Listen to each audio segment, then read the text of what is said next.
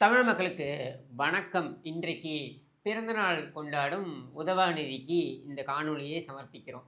நீ எல்லாம் ஏன் பிறந்த அப்படின்றது தான் முதல் கேள்வி. நீ எல்லாம் இந்த பூமிக்கு ஒரு பாரம், சரியா? உன்னால் இந்த நாட்டுக்கு எந்த நலனும் கிடையாது. அதையும் கடந்து சொல்லணும்னாக்க உன்ன மாதிரி ஒரு ஜென்மத்தை எல்லாம் கொண்டு வந்து இங்கே நம்முடைய தலைமை பொறுப்பில் வைத்திருப்பது என்பது தமிழக மக்களுடைய தலைவிதி. இதையெல்லாம் நான் ஏன் சொல்கிறேன் அப்படின்னா, ஒரு தலைமை பண்பு அப்படின்றது என்ன? ஒரு தலைவர் என்பவர், ஒரு அரசியல் கட்சி, ஒரு கட்சி என்பது எதற்காக உருவாக்கப்பட்டது? நீங்கள் ஒரு அரசியல் கட்சி அப்படின்றத விட திமுகனே எடுத்துப்போமே. திராவிட முன்னேற்றக் கழகம் எதற்காக உருவாக்கப்பட்டது? என்ன காரணங்களுக்காக உருவாக்கப்பட்டது? யாரால் உருவாக்கப்பட்டது? இதையெல்லாம், இந்த வரலாறையெல்லாம் எடுத்து பார்த்தோம் என்றால், திராவிட முன்னேற்றக் கழகம் என்பது எளிய மக்களுக்காக உருவாக்கப்பட்ட ஒரு இயக்கம்.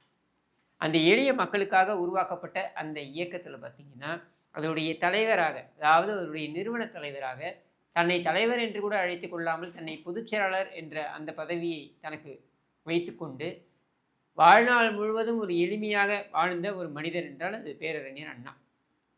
அப்படிப்பட்ட ஒரு மனிதர், அவருடன் அந்த 50 தலைவர்கள், அவரும் சேர்த்து இந்த 50 தலைவர்கள் என்று வாழ்ந்தவர்கள் அனைவருமே பார்த்திங்கனாக்க எளிமையின் சிகரங்களாக இருந்தார்கள்.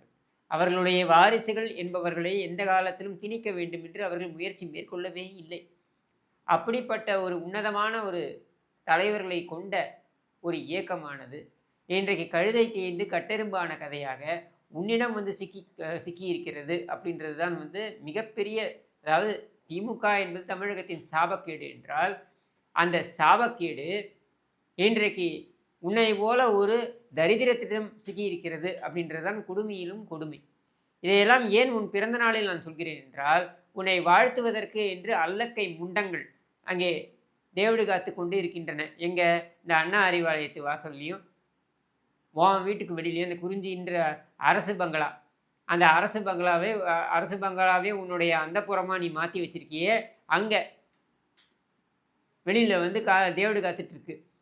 அந்த பைத்தியங்கள் எல்லாம், அந்த கொத்தடிமை கூட்டம் எல்லாம் உன்னை வாழ்வாங்கு வாழ்த்து கொண்டிருக்கும் பொழுது, உன்னை போன்ற ஒரு தற்குறியை, உன்னை போன்ற ஒரு உதவாக்கரையை தலைமையாக ஏற்ற ஒரு கேவலமான ஒரு கட்சியை சேர்த்து, உன்னையும் சேர்த்து உன் கட்சியையும் சேர்த்து திட்டுவதற்கு ஒருவர் இருக்கிறார், அதுவும் உன்னுடைய பிறந்த நாளிலேயே திட்டுகிறார் என்று உனக்கே சேரட்டும் அப்படின்றதுக்காகத்தான் இதை இந்த காணொலியை நான் மேற்கொள்கிறேன். கொஞ்சமாவது பொறுப்புணர்வு இருக்கக்கூடிய ஒரு மனிதன் என்றால், நான் சொல்கிறது ஒரு சராசரி மனிதனுக்கு இருக்கக்கூடிய பொறுப்புணர்வு அப்படின்றது என்ன தெரியுமா? ஒரு மனிதனுக்கு இருக்கக்கூடிய பொறுப்புணர்வு எதிலிருந்து ஆரம்பிக்கும் என்றால், குற்ற உணர்ச்சியிலிருந்து ஆரம்பிக்கும். இந்த குற்ற உணர்ச்சின்றது என்ன தெரியுமா? நம்மால் ஒருவருக்கு பாதிப்பு ஏற்பட்டு விடுமோ அப்படின்ற ஒரு எண்ண ஓட்டம் தான், ஒரு ஆதங்கம். அந்த மாதிரியான ஒரு குற்ற உணர்ச்சி என்பது கிஞ்சிற்றும் இல்லாத ஒரு பிறவிதான் நீ, சரியா? ஏன்னா உன்னை சொல்லி குற்றமும் கிடையாது. ஏன்னா உன்னுடைய வளர்ப்பு அப்படி. நல்ல குடும்பத்தில் இருந்தவங்களுக்கு தான் அது போன்ற நல்ல பண்புகள் எல்லாம் இருக்கும். நீ பிறந்தது கருணாநிதி குடும்பத்தில், அதுக்கப்புறம் எப்படி உனக்கு அந்த நல்ல பண்புகள்லாம் இருக்கும்? அதுலேயும் முக்கியமாக பான் வித் கோல்டன் ஸ்பூன்னு சொல்லுவாங்க இல்லையா, அதுவும் திருட்டு ஸ்பூன். அதில் பிறந்த உனக்கு திருட்டுத்தனத்தை தவிர்த்து வேறு எதிலும் திறமை இருப்பதாக எனக்கு தெரிந்து நான் பார்த்தது கிடையாது. வேறு யாரும் பார்த்ததாகவும் நான் சொல்ல முடியாது. ஏன்னா உன்னிடம் திறமைகள் நிறைய இருக்கிறது என்று சொல்லக்கூடியவர்களும் உன்னுடைய ஆஸ்தான அல்லக்கைகளாகத்தான் இருக்கிறார்களே தவிர்த்து, மெரிட்டோரியஸாக ஒருவர் இவனுக்கு இந்த திறமை இருக்கிறது என்று சொல்லி நான் பார்த்தது கிடையாது. அப்படின்னும் பொழுது உனக்கு எந்த திறமையும் இருக்க வாய்ப்பில்லை அப்படின்றத நான் புரிஞ்சுக்கிறேன். நீ சிறு வயதிலிருந்து, அதாவது பள்ளிக்கூடம் செல்லும் பொழுது நாங்கள்லாம் பார்த்தீங்கன்னாக்கா சாக்ஸ் போடும்பொழுது அந்த சாக்ஸ் கிழிஞ்சி போச்சுனாக்கா அந்த சாக்ஸை மறைச்சி ஸ்கூலுக்கு போவோம். அந்த சாக்ஸோட எலாஸ்டிசிட்டி அது லூஸ் ஆகிடுச்சுனாக்கா அது வெளியில் காட்டக்கூடாதுன்றதுக்காக இப்படி ரோல் பண்ணிட்டு போவோம். அதுலேயும் நிறைய பேர் சிரிப்பாங்க. இன்னும் உதாரணத்துக்கு சொல்லணுன்னாக்கா, எங்கள் அப்பாலாம் பைக்கில் கொண்டு வந்து விடுவார். அந்த பைக்கில் சைலன்சர் போயிருக்கும்.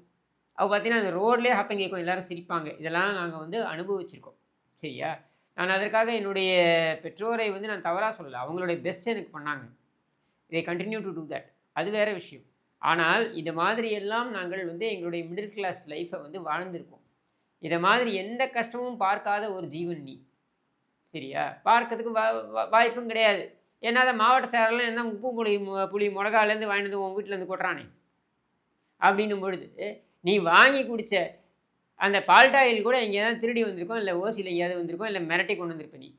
அந்த அளவு தான் உன்னுடைய வளர்ப்பு இருந்திருக்கிறது. அப்படின்ற சூழல்ல ஒரு மனிதனுக்கு இருக்கக்கூடிய கஷ்டங்கள், ஒரு மனிதனுக்கு இருக்கக்கூடிய தேவைகள், அந்த தேவைகளுக்காக அவன் உழைக்க வேண்டும் அப்படின்ற ஒரு சதவீத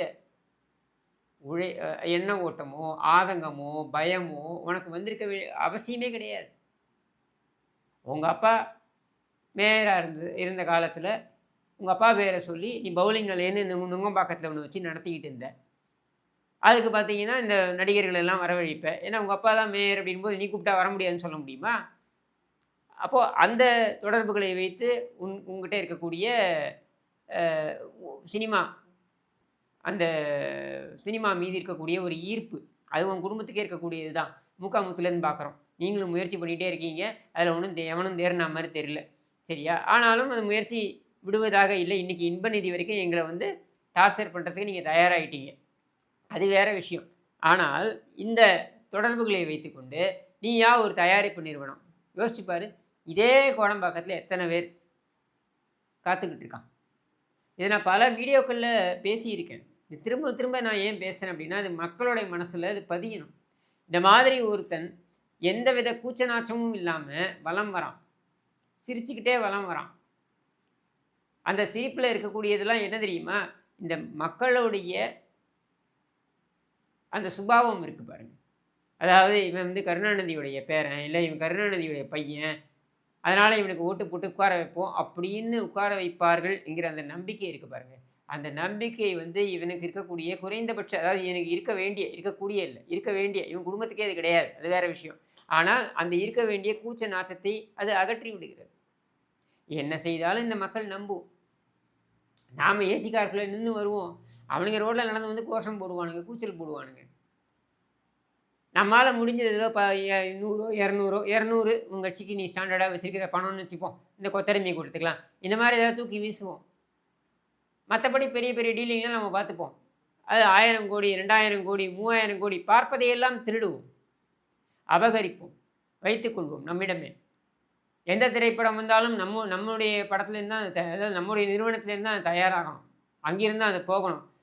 கொஞ்சம் கூட யோசனை, அதாவது இது மாதிரி நம்ம செய்கிறோமே, ஆண்டுக்கு 30 படம் 40 படம்னு நம்மளுடைய இதில் தான் வரணும், இல்லை விநியோகமும் நம்மளுடைய நிறுவனம் தான் செய்யணும், தியேட்டருக்குள்ளும் நம்ம தான் முடிவு பண்ணுவோம். இப்படி ஒரு வெறி எங்கேருந்து வருது? எவ்வளவு பணம் வந்தால் தான் அது போதும் அப்படின்ற நிலைக்கு வருவோம்.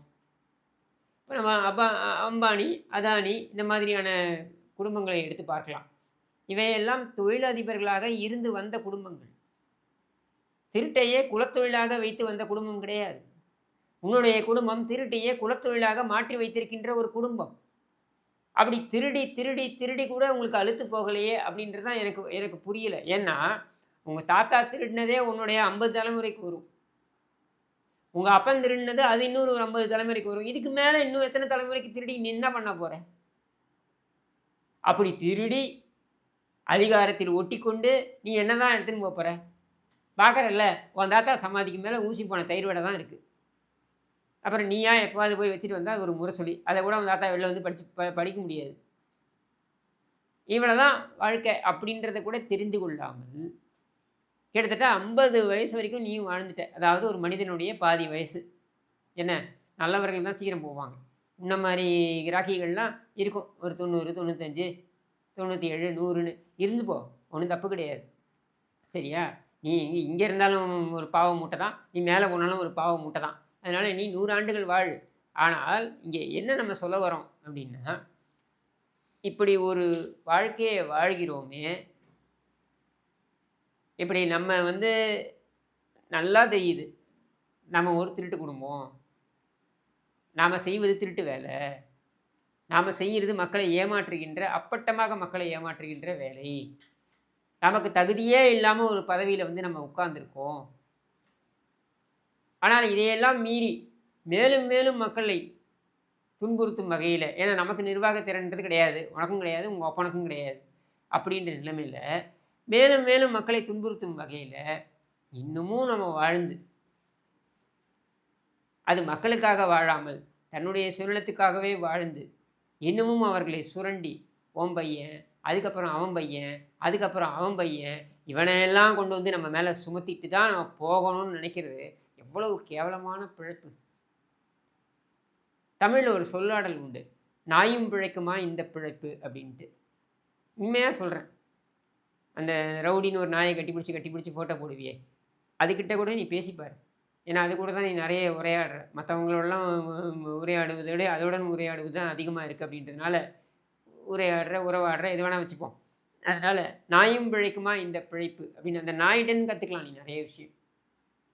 ஏன்னா அதுக்கு இருக்க நன்றி விசுவாசம் கூட உனக்கு ஓட்டு போட்ட மக்களுக்கு மக்களுக்காக உன்னிடம் கிடையாது அப்படின்றது தான் உண்மை. அதனால தான் திரும்பவும் சொல்கிறேன், இன்றைய நாள் உன்னுடைய பிறந்த நாள் என்னை பொறுத்த வரைக்கும் ஒரு தரித்திரம் அவதரித்த நாள். உன்னை போன்ற ஒரு கேவல பிறவி பிறக்காமலேயே இருந்திருக்கலாம் என்பதுதான் என்னுடைய உனக்கான பிறந்தநாள் வாழ்த்து என்று கூறி விடைபெறுகிறேன். நன்றி, வணக்கம்.